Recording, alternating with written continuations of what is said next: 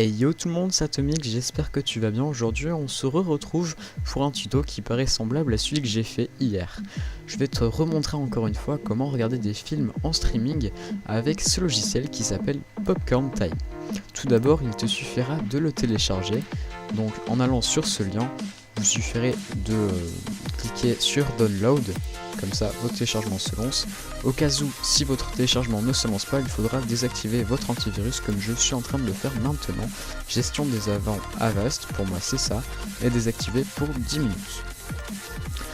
Donc après il vous suffira juste de l'installer, il n'y a pas de problème, il n'y a aucun toolbar, logiciel espion installé avec ce logiciel. Pour la première fois vous allez lancer ce logiciel, il faudra attendre un peu parce que ce logiciel est quand même capricieux, on va dire ça comme ça au début, parce qu'il charge quand même pas mal de modules complémentaires tels que des players ou autres. Maintenant vous avez l'interface du logiciel apparue, donc au début vous n'aurez pas comme moi, vous aurez une petite licence à lire et à cliquer sur Accept. Vous pourrez remarquer aussi que moi je l'ai en français, il faudra donc aller dans les paramètres, choisir votre langue par défaut. Ensuite le thème, c'est vous faites comme vous voulez, il faut choisir n'importe lequel, ça je m'en fiche, c'est selon vos goûts. Au niveau des sous-titres, vous choisissez le français par défaut, comme ça directement les sous-titres seront en français. Donc voilà pour les options. Maintenant on va regarder des séries TV, il y en a pas mal, vous pouvez les trier par popularité, par mise à jour, par année, par nom.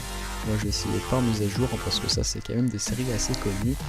On va regarder Star Wars, ça a l'air de me plaire. Donc à gauche vous avez les saisons, là il n'y en a qu'une, et à droite les épisodes. On va regarder la première. Notez ici que vous pouvez choisir votre qualité vidéo, soit du 480 ou du 720p. Moi personnellement je vais prendre du 480 parce que je n'ai pas envie de laguer un temps donné que j'enregistre en même temps.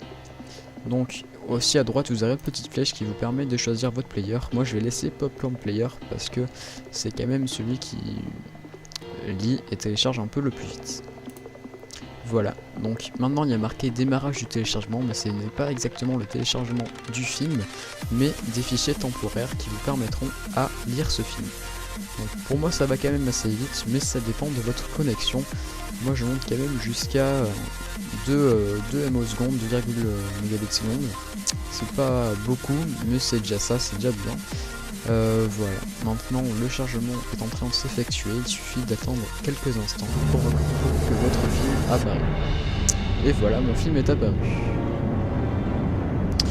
Donc si vous avez des problèmes avec les sous-titres, vous cliquez ici, et là vous choisissez le français. Pour le son c'est ici, et pour le plein écran c'est voilà.